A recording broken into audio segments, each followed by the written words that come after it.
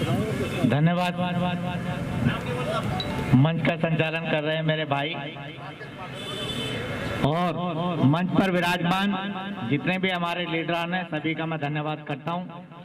और ये जो इस धरने प्रदर्शन का नेतृत्व किया जा रहा है डीसी कपिल साहब और ढिंगान साहब, बड़े वाले वीर सिंह ढिंगान जी और हमारे मेरे छोटे भाई, वैसे मैं इनसे छोटा लगता हूं पर ये छोटे भाई ढिंगान साहब, राजकुमार ढिंगान जी, जितनी मेहनत आप लोगों के लिए कर रहे हैं ये बहुत ही मेहनत कर रहे हैं। और इस मेहनत का जो नतीजा है वो मुझे नहीं दिखाई दे रहा क्योंकि मैं फील्ड में आज भी कई जगह घूम के आया हूं। और सबसे बड़ी बात यह है कि कर्मचारी ये कहता है कि जी दरोगा काम बता रहे हैं, कोई भी दरोगा जबरदस्ती किसी से काम नहीं करा सकता। ये मैं चैलेंज के साथ कहता हूं, अगर कोई भी दरोगा किसी से भी जबरदस्ती काम कराता है तो आप हमें बताइए, हम उस दरोगा की एफआईआर कराएंगे।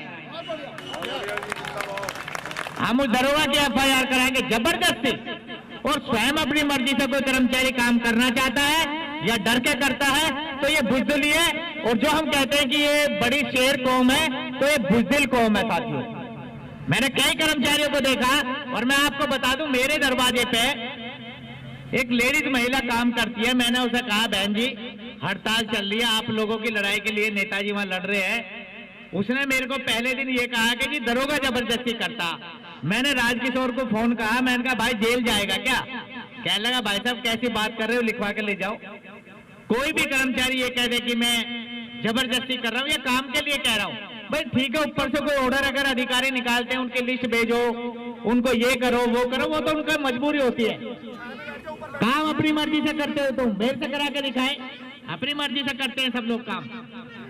तो जो कर्मचारी अपनी मर्जी से काम कर रहा है वहां पर, मैं उनसे आप लोगों से प्रार्थना करूंगा कि वो आप लोग उन्हें प्यार से सब लोग समझाएं कि भाई हमारे हकों की लड़ाई चल रही है। नेता रात दिन अपना परिवार, अपने बीवी बच्चे, अपने परिवार रिश्तेदार याद। साथियों अभी हमारे पास ये 2-3 महिलाएं आई हैं, कौन सा दरोगा जरा नाम लिख लो, हम उससे प्यार से बात करेंगे और हम उससे पूछेंगे ढिंगान साहब उस दरोगा का नाम लिखो जरा, हम बात करेंगे भाई जबरदस्ती क्यों काम करा रहे हो तुम। 234 में कौन जबरदस्ती काम करा रहा उसका नाम ले लो।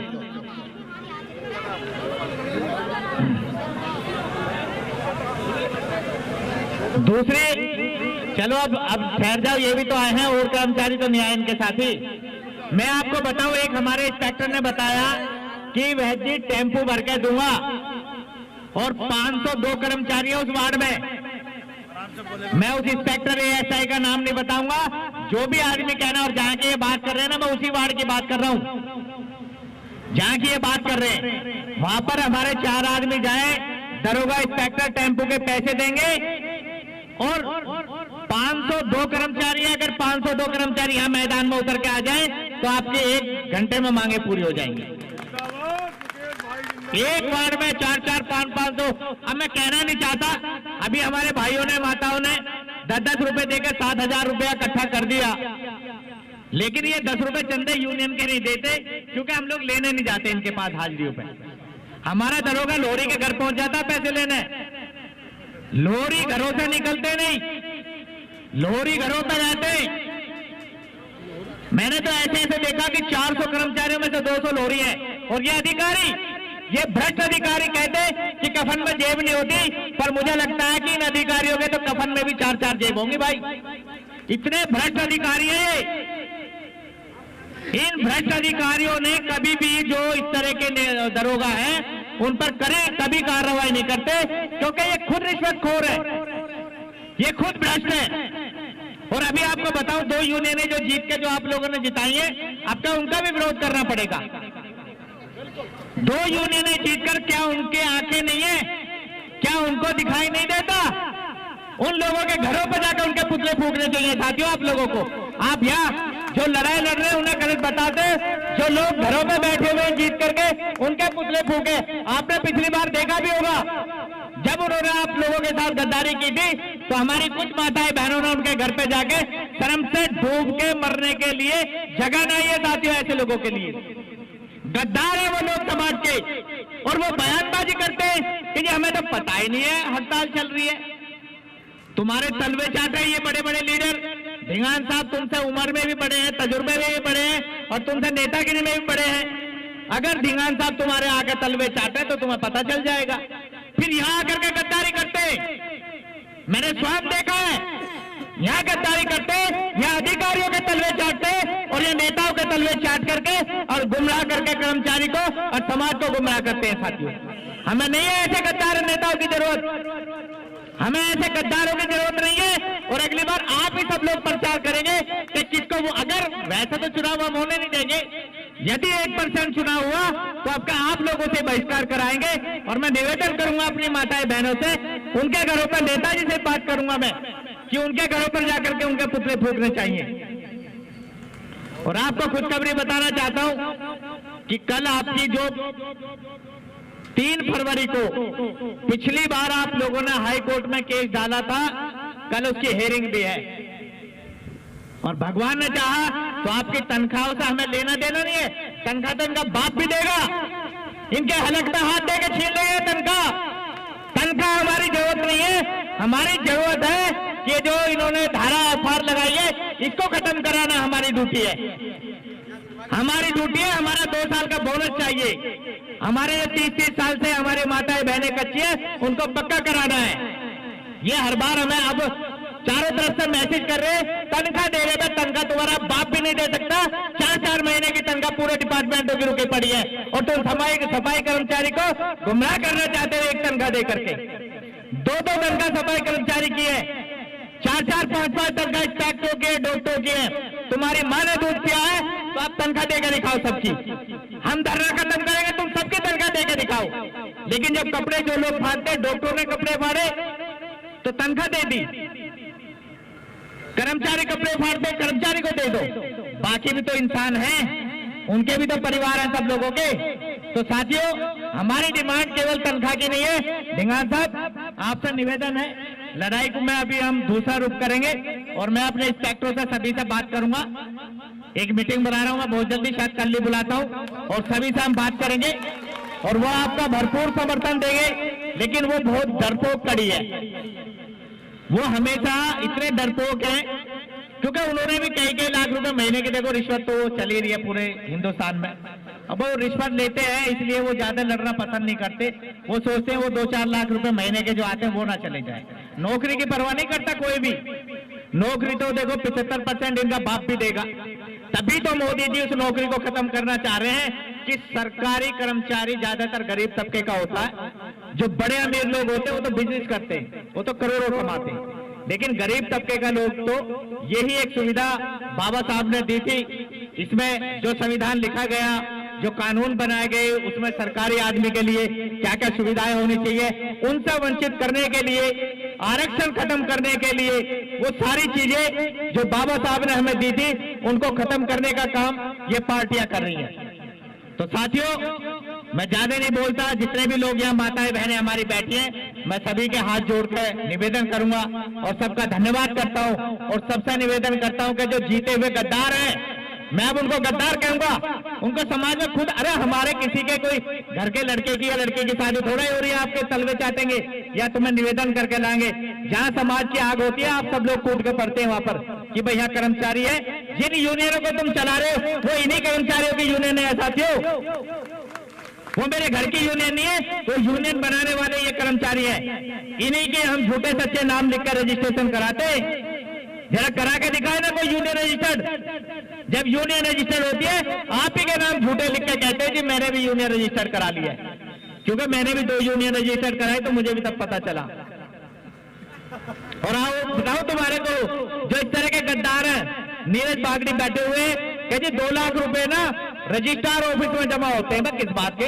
उनके बाप ने कमा के दिए हमें। किस बात के? मेरे से नीरज का फोन आया कि जी वो 2000 रुपए 2 लाख रुपए रजिस्ट्रार ऑफिस में चंदा जमा होता। भाई चंदा हमारे पास जमा होगा रजिस्ट्रार ऑफिस में? कितना बेवकूफ बनाते हैं ये पढ़े लिखे लोगों को भी। तो इस तरह का भ्रष्टाचार से भी अपनों की खाल उतारते हैं तो दूसरों को क्या बख्शेंगे। तो मैं सभी साथियों से निवेदन करूंगा और ढिंगान साहब से भी और कपिल साहब से भी इनका हाथ उठाकर बहिष्कार करेंगे, दोनों हाथ उठाकर। जो जीती हुई यूनियन है। और आप इलाकों में जाते हो, आप तो सड़कों के लोग हैं, हम तो सड़क पर घूमने वाले। जो माताएं बहनें काम कर रही हैं उन्हें प्यार से बताएं, समझाएं कि जी हम लोगों की जो लड़ाई चल रही है उसमें आप योगदान करें। और अगर किसी भी कर्मचारी का बुरा होगा तो उसके जिम्मेवार हम लोग होंगे। आज तक इससे पहले भी कई बार इन्होंने ऐसे ऑर्डर निकाले हैं और इनके ऑर्डर निकले हुए हमने बत्ती बना के नेताओं ने इनके हाथ में दे दिए हैं। ये तो पता दे देते हैं हम हाथ में, तो बत्ती बनाकर और 2-2 महीने की इन्होंने तनख्वाह भी काटी है, वो तनख्वाह भी हमने बत्ती बना दी थी। तो आप सब लोग अगर इस तरह से डरेंगे तो फिर ये लड़ाई बड़ी भारी पड़ेगी। लड़ाई तो हम जीतेंगे, ये तो तय है। जरूरी नहीं है अगर 4 लोग हमारे साथ नहीं है तो हम लड़ाई हार जाएंगे। हमारे साथ आप जैसी जनता हमारे साथ है तो लड़ाई हम जीतेंगे। तो मैं आपसे निवेदन करूंगा कि इस लड़ाई को और थोड़ा सा तैयार रखें। बेशक तनख्वाह सैलरी हमारी आ भी जाए तब भी हम लोगों को ये लड़ाई जारी रखनी है। और मैं इस सेक्टर से कल मीटिंग लेकर के आप लोगों का पूरा समर्थन कराऊंगा। और ये मैं वायदा करता हूं, मैं चैलेंज के साथ कहता हूं कि कोई भी इंस्पेक्टर आपको डरा और जबरदस्ती नहीं कर सकता। ये मेरा वायदा आप लोगों से। और मैं आज हमारी सुपरवाइजर यूनियन ने समर्थन दिया हुआ है। हम ये नहीं है कि यूनियन ने समर्थन नहीं दिया, और समर्थन दिया है तो अग्रवाल जी के साइन है उस पर। जो हमारे महामंत्री हैं आर.के. अग्रवाल जी के समर्थन पत्र पर साइन है दोस्तों। और अध्यक्ष मैं स्वयं तुम्हारे सामने खड़ा हूं और मेरी पूछ पाट नहीं है तो पाड़ लो भैया, कोई बात नहीं। ऊंटवाल जी को ताकत लगा लें दो, अब क्या यही सही। अब तक तो हम इनसे लड़ रहे हैं, अब उनसे भी अपनों से भी लड़ लेंगे। क्या हो गया, अगर अपने गद्दारी करेंगे तो हम अपनों से भी लड़ेंगे साथियों। अगर अपने गद्दारी करेंगे तो गद्दारों का तुमने पहले इलाज करा है। मैं तो बहनों की गाली भी नहीं बता सकते मंच पे क्योंकि सब सुन रहे हैं। इतनी बढ़िया गाली दी थी, शर्मदार होते तो इस्तीफा देकर घरों में बैठ जाते। और एक हमारे चेयरमैन साहब है, मैं कहना नहीं चाहता, उन्होंने भी बड़ी वो दिखाई थी अब की बार अंतिम बार। वो अंतिम बार कहाँ चलेगी तुम्हारी? कर्मचारी तो वहीं का वहीं खड़ा रह गया। तो तेरी तो वाकई में अंतिम बार हो गई, तेरी तो वाकई में इसलिए अंतिम बार हो गई कि तुझे सीट मिल गई तो तूने तो छोड़ दिया, लेकिन कर्मचारी की तो अंतिम बार रही हुई। अरे राज को क्या नाम है उसका, मैं तो संजय गहलोत। भाई संजय गहलोत तो सभी जानते हैं, बताने की जरूरत भी नहीं है। नाम ले दूंगा, नाम लेके मेरा क्या पूछ उखाड़ेगा भाई, मेरा क्या बिगाड़ेगा। तो संजय गहलोत अब आम आदमी में खुद चेयरमैन बन गया, अब लड़के को टिकट दिला रहा, कल लड़के को दिलाएगा। तो भाई ये भी कर्मचारियों का भी कहना, धिंगान साहब आपके लिए गलत नहीं है, इनकी भी बहुत तेज नजर है। ये भी सोच रहे हैं कि ज्यादा चिल्ला रहे तो कहीं ऐसा न तो रहा इनकी आवाज केजरीवाल तक पहुंच जाए और टिकट ले आए। तो इसलिए ध्यान रखना। आप सभी लोगों का बहुत बहुत धन्यवाद। हमारी बिरयानी बनवाते हैं बहुत जल्दी, कल परसों में यहीं पर बिरयानी खाएंगे और हड्डियां इनके अंदर फेंकेंगे। भाई गंदगी का हमने तो हड़ताल कर रखे, सफा क्या इनका बाप करेगा हड्डियां, तो हड्डियां भी यही खाएंगे। अब मैं करता हूं कल वाला इंतजाम, कल का बिरयानी यहीं बनाकर खिलाते हैं। धन्यवाद साथियों, जय हिंद जय भारत।